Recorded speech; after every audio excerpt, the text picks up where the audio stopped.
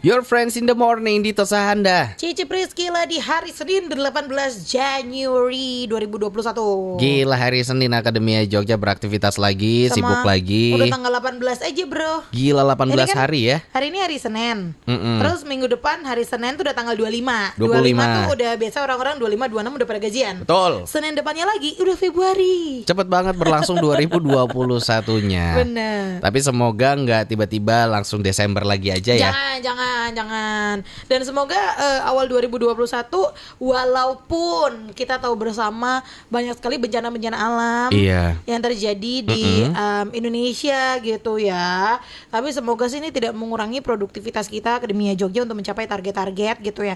Jangan stressful lah awal-awal tahun ya. Bener, kalau udah stres di awal tahun segalanya menjadi sangat berat untuk dilakukan. Nah, itu dia. Iya nggak sih? Jangan stres-stres kita mau belajar aja yang seru-seru sama Pak Guru Deon yuk. Iya, di pagi hari ini sudah hadir di Callbox Suara Gama FM Akademia Jogja. Seperti biasa kita akan ngobrol-ngobrol di Sekolah Senin. Selamat pagi Pak Guru Deon.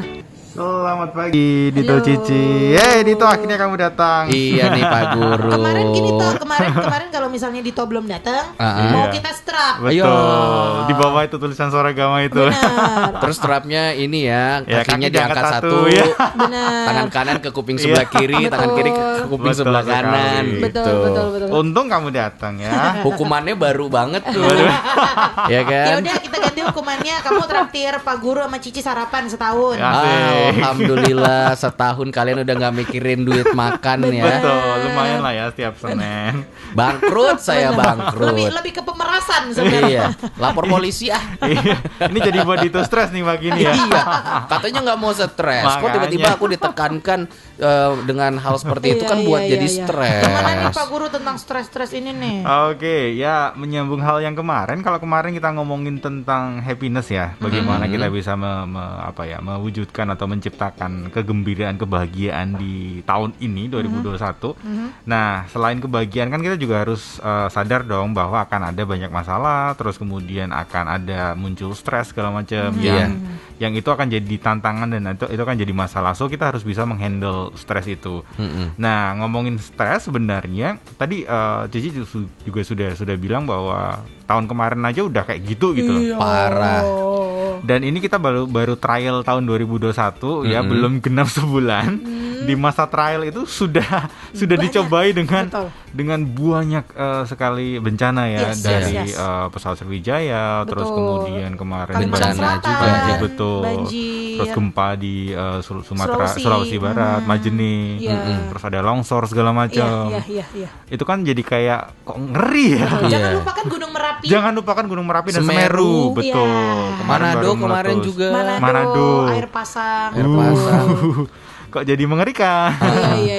Ya makanya di awal-awal tahun ini kita dihadapkan dengan hal-hal seperti itu yang pasti akan sedikit banyak mempengaruhi tingkat stres kita. Benar. Ya, makanya gimana caranya kita bisa mengendalikannya? Sebenarnya bukan hanya mengendalikan, kita harus ngerti jenisnya atau ini tipikalnya stres ini membuat aku bisa lebih oke, atau ini stres yang kemudian membuat aku justru mengarahnya ke depresi. Emang ada stres yang bisa bikin kita jadi oke? Ada. Jadi ada stres-stres yang kalau kita sadari dengan yakin, kita akan ngerti bahwa ini stres baik buatku. Dan ketika stres baik buatku, kita akan kemudian lebih lebih willing atau lebih semangat untuk menyelesaikannya gitu loh. Oke. Karena kalau kita menghadapi stres yang kemudian itu membuat kita depresi, yang terjadi adalah kita harus lebih siap mental dulu nih.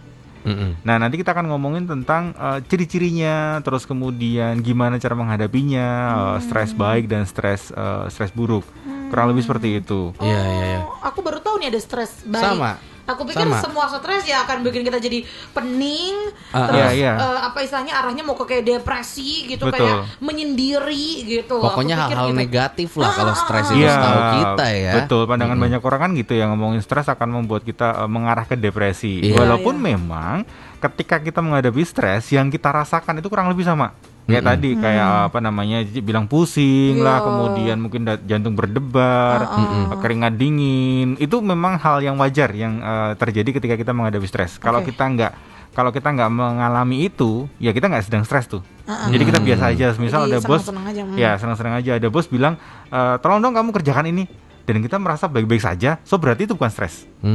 Karena stres itu sebenarnya ada levelnya nih. Level pertama adalah ketika masalah itu di bawah kemampuanmu. Ya. Jadi kamu bisa, misal let's say kemampuanmu 100 nih, dan masalah yang datang itu cuma 70, so pasti nggak akan stres. Betul. Walaupun itu masalah ya, ada kerjaan atau apa, tapi itu kamu bisa selesaikan di bawah skillmu, itu akan baik-baik saja. Stres yang kedua adalah di mana ada namanya zona aman. Zona aman itu let's say skillmu 100. Nah, stres itu ada di 110 semisal, atau 105 gitu. Lebih susah, lebih tinggi dari skillmu, tapi tidak terlalu jauh. Betul. Nah, itu ada area pengembangan itu zona aman stresmu. Itu level kedua. Nah, level ketiga ini level yang mengarah ke depresi. Yaitu skill, ini gampangnya ya tadi ya, skillmu 100, kamu dihadapkan dengan pekerjaan yang membutuhkan skill 200. Waduh. Itu kan sesuatu yang bisa, tapi stresmu akan panjang tuh. Nah, itu yang harus bisa kita kenali tuh. Nah, itu baru tiga levelnya. Dan bahkan atau Dito, level ini ada jenisnya loh. Jadi gimana tuh? Tidak semua stres itu sama. Jadi dari Asosiat Psikologi Amerika, mereka menyebutkan ada 7 jenis stres atau 7 jenis penyebab stres sih. Jadi stres itu ternyata ada jenisnya dan ada penyebabnya. Yang pertama adalah yang mungkin selama ini kita alami, hai para pekerja, yaitu dalam dunia pekerjaan. Stres disebabkan karena kesibukan pekerjaan. Dan di WHO bahkan ada penelitian menunjukkan kalau stres terkait pekerjaan ini bisa menyebabkan kesehatan buruk, produktivitas terus berkurang, motivasi buruk, dan meningkatkan kecelakaan di tempat kerja. Saya tahu tuh salah satu yang membuat buruk jadinya apa? Asam lambung naik. Ya, kita kenal kerja tipes gitu. Sekarang gampang mengidentifikasi orang ini stres atau enggak dari asam lambung. Benar.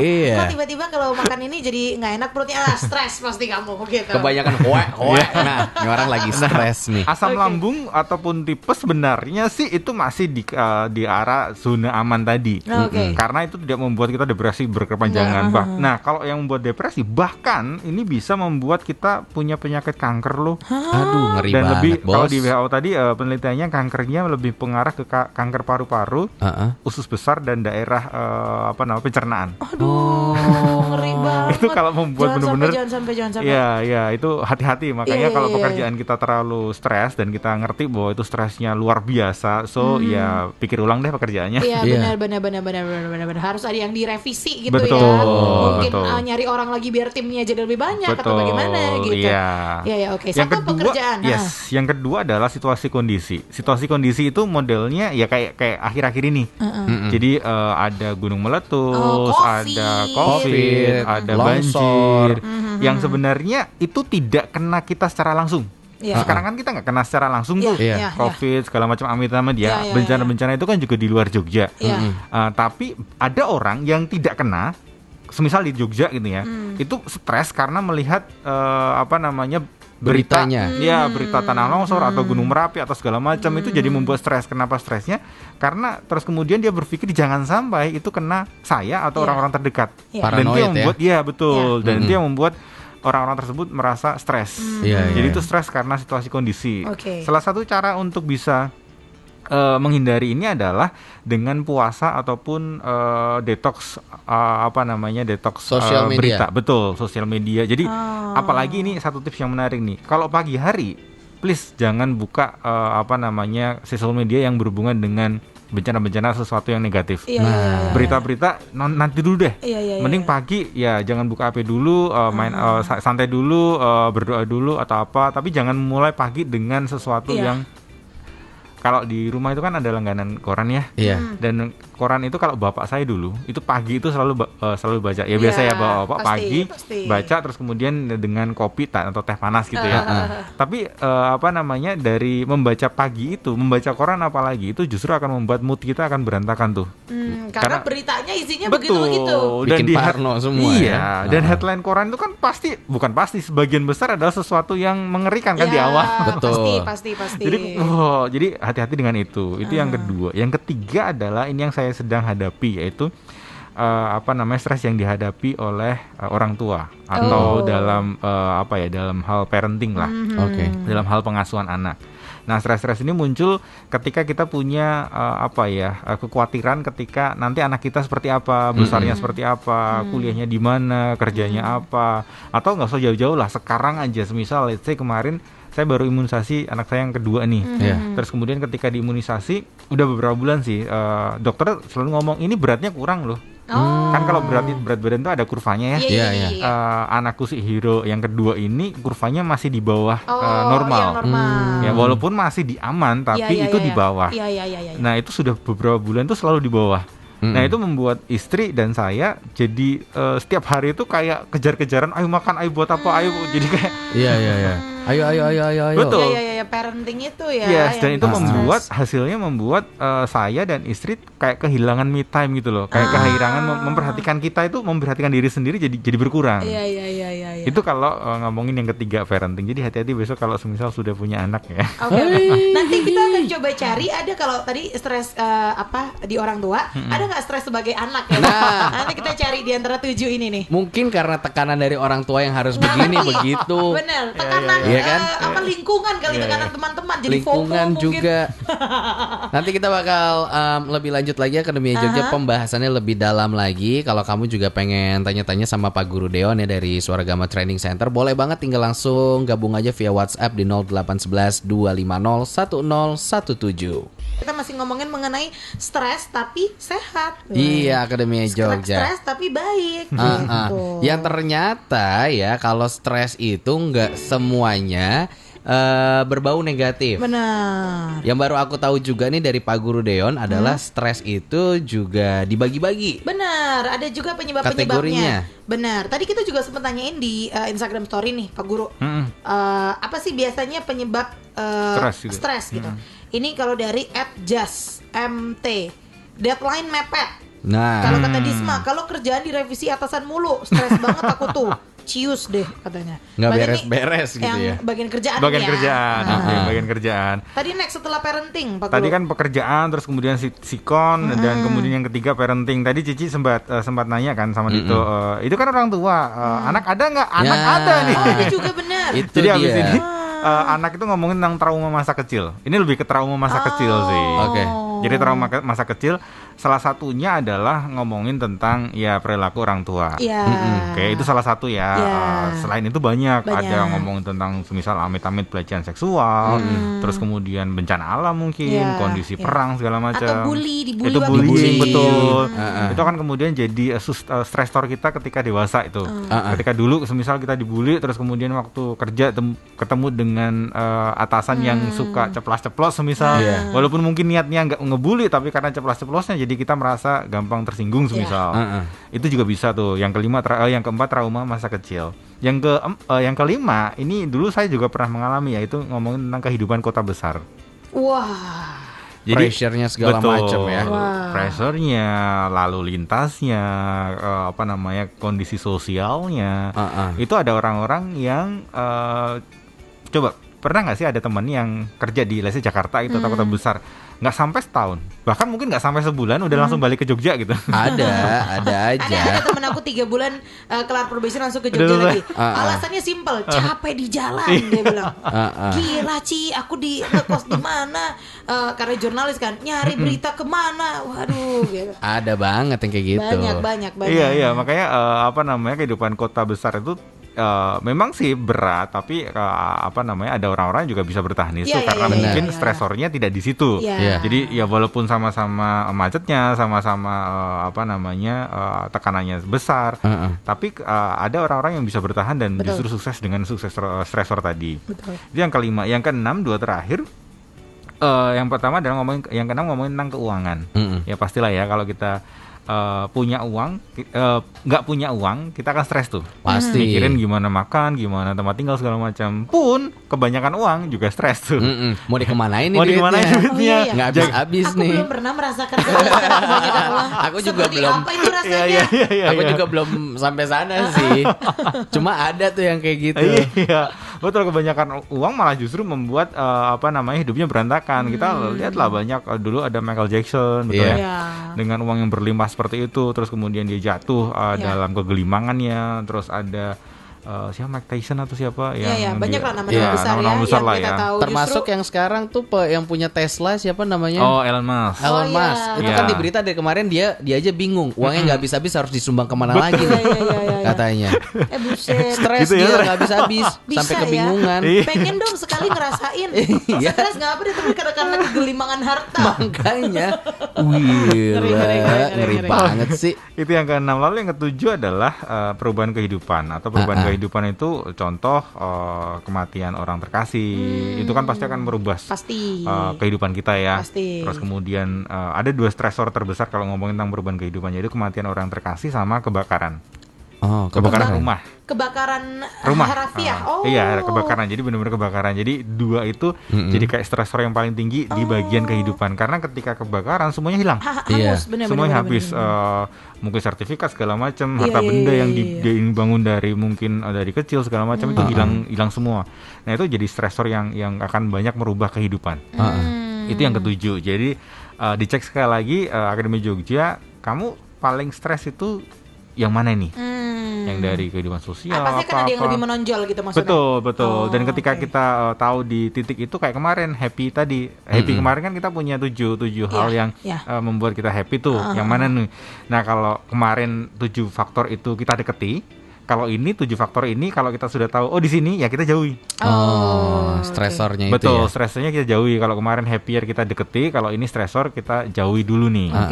Supaya kita lebih siap. Nah, itu ngomongin tentang jenis. Nah, sekarang kita ngomongin tentang ada stres baik dan ada stres jahat. Nah, kalau di dalam penelitian dikatakan bahwa ahli kesehatan itu punya 1 atau 2 istilah tentang stres baik dan stres jahat. Stres baik itu dikatakan atau dinamakan eustress. Eustress. Jadi eustress itu adalah keadaan yang dimana sesuatu yang buat stres kita tuh membantu kita punya inspirasi baru, kita punya motivasi baru, terus kemudian meningkatkan kinerja. Itu yang dinamakan stres baik. Jadi semisal nih Cici sekarang ada tawaran untuk jadi manajer semisal. Dan ketika menjadi manajer itu sesuatu yang menarik nih. Wah, ini kayaknya tantangan baru nih. Nah, itu stres baik. Walaupun kita tahu ketika jadi manajer pasti tugasnya tidak pasti 2 kali lipat, pasti akan lebih banyak yang harus dikerjakan, harus belajar ini itu gitu ya. Tapi kalau kita bisa melihat itu adalah ini tantangan yang bagus, ini tantangan yang aku bisa berkembang di sini, itu termasuk stres yang baik. Eustress, dan itu harus dicari itu supaya kita berkembang dan termotivasi tadi. Terus kemudian yang kedua yang jahat tuh namanya distress. Distress. Distress ini adalah stres yang membuat Anda lelah, yang membuat Anda gelisah, terus kemudian dapat merusak kesehatan. Terus kemudian hal-hal ini kadang dipengaruhi oleh peristiwa besar dalam kehidupan yang tadi ya, yang kebakaran atau kehilangan orang yang dicintai.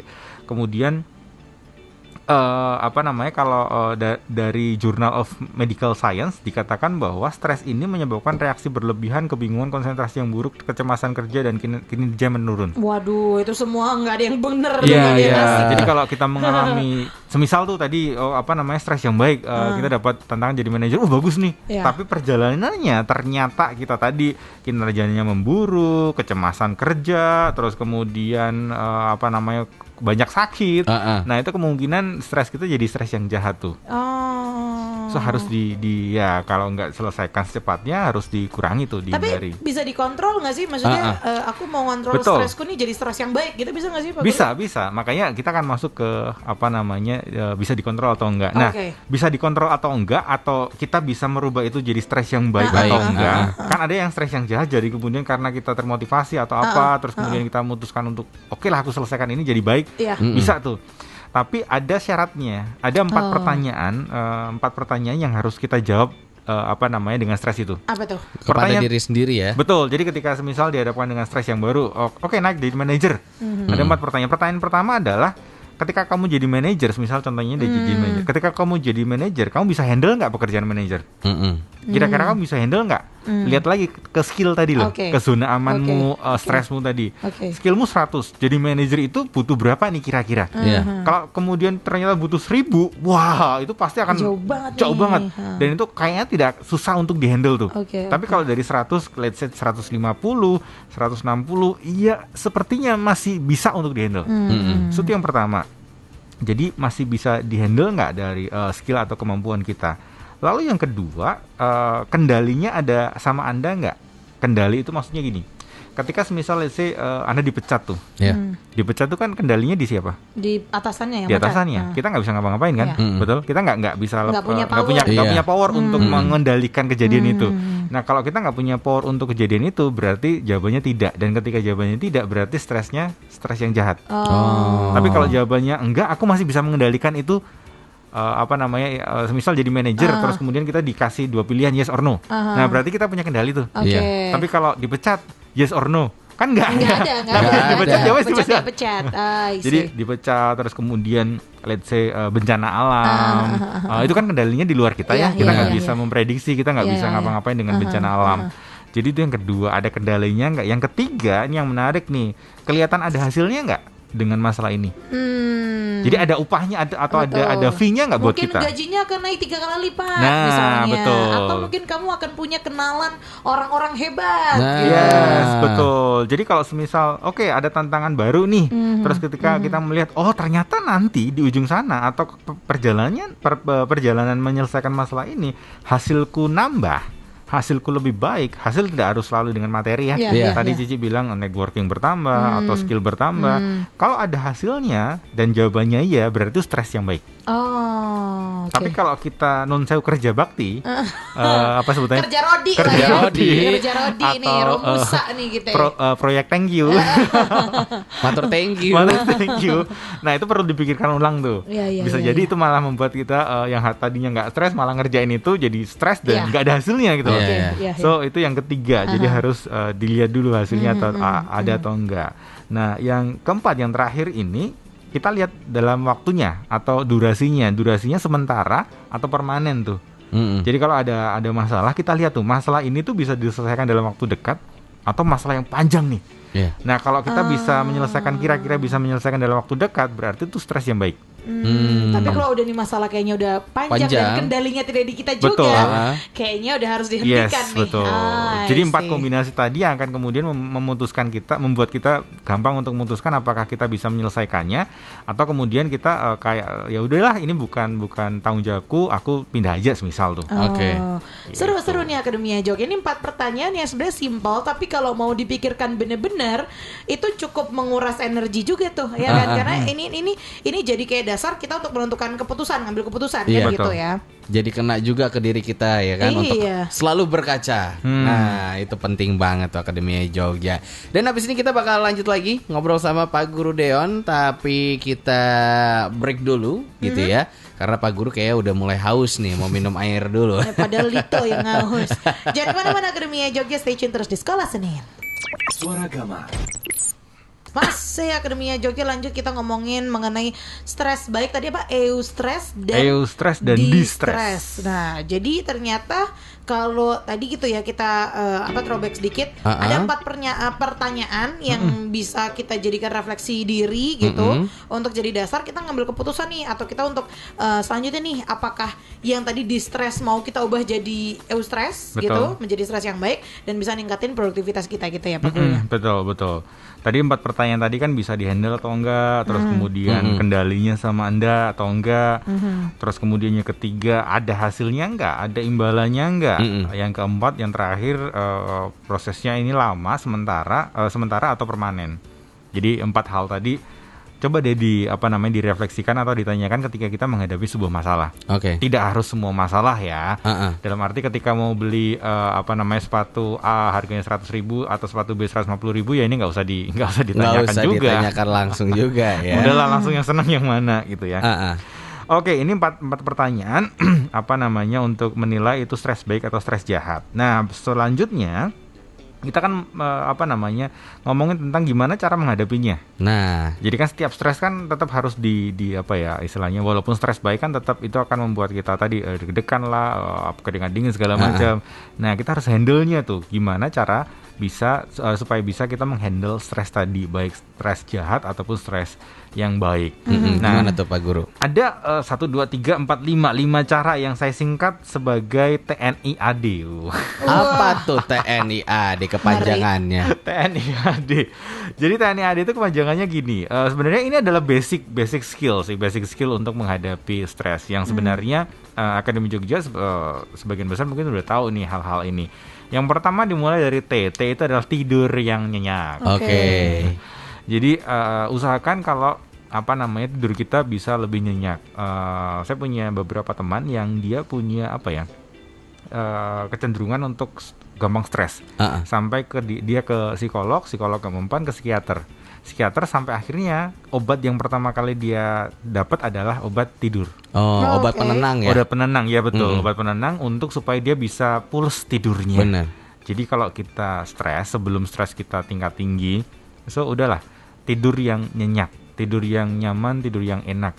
Usahakan dengan kondisi kamar yang rapi, bersih, terus kemudian lampunya gelap segala macam, itu akan membuat tidur kita lebih nyenyak. Itu yang pertama T. Yang kedua adalah N, yaitu ngomongin tentang nutrisi yang baik. Jadi kita harus juga mengkonsumsi makanan, minuman ataupun suplemen yang membuat tubuh kita jadi lebih enak tuh. Karena kita tahu tadi bahwa stres itu membuat efek untuk tubuh itu ada itu. Karena ketika stres kan si otak itu ngomong sama tubuh untuk mengeluarkan kebanyakan 2 hormon adrenalin sama kortisol. Nah, kortisol ini membuat stres itu semakin dalam tuh. Nah, akan menyasar yang tadi pencernaan segala macam. So kita harus dukung dengan nutrisi yang baik.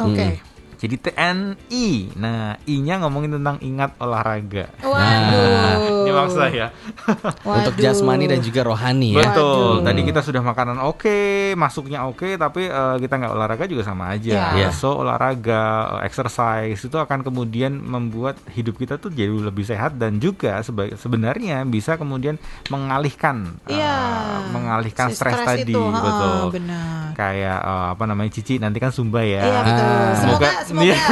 Semoga bukan karena pelarian stres ya. Semoga terlaksana ya. Semoga terlaksana. Udah dari 2 minggu lalu pengen belum terlaksana. Semoga Zumbanya tergantikan sama Zoom sama bos. Zoom meeting sama bos. Zoom meeting. Bukan Zumba lagi. Kalau itu Cinuk Bang, bukan Zumba. Langsung stres ya. Terus. Ya, jadi please olahraga ya. Yang keempat TNI A. Nah, A-nya ini juga agak sedikit maksa, yaitu ada dia. Ada dia itu maksudnya dia Tuhan yang di atas gitu. Jadi ketika kita stres ya jangan ditanggung sendiri lah ya.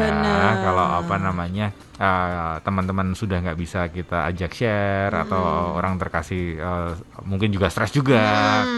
So ada dia tempat curhat yang selalu ada all the time, 24 jam, 7 hari seminggu, kapanpun kamu mau tinggal bersujud.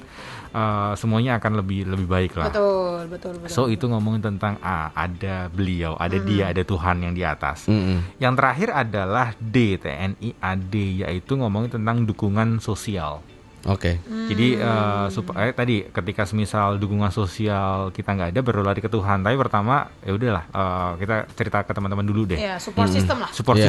Support system yang walaupun dua-duanya ini bisa jalan barengan ya, paralel. Jadi kita tetap laporan sama yang di atas, kita juga boleh laporan sama teman-teman kita, orang tua, support system, orang terkasih, sahabat kita. Walaupun cuma cerita, itu akan sangat membuat kita lebih tenang gitu loh. Walaupun ketika betul, lebih lega gitu. Bahkan ketika kalau kita cerita pun masalah nggak akan selesai kan? Iya. Tapi ketika kita lebih enak rasanya. Betul, lebih plong gitu, kayak ada orang yang mengerti, ada orang yang mendengar. Itu akan membuat stres kita sedikit lebih enak lah. Dengan satu notes kayaknya kalau menurut aku temennya dipilih ya, jangan yang judging. Ntar aku kayak gini, kamu sih Ci. Nah, itu makin stres nanti. Atau satu lagi, itu mah kamu masih mending aku dulu lebih parah. Malah adu-aduan.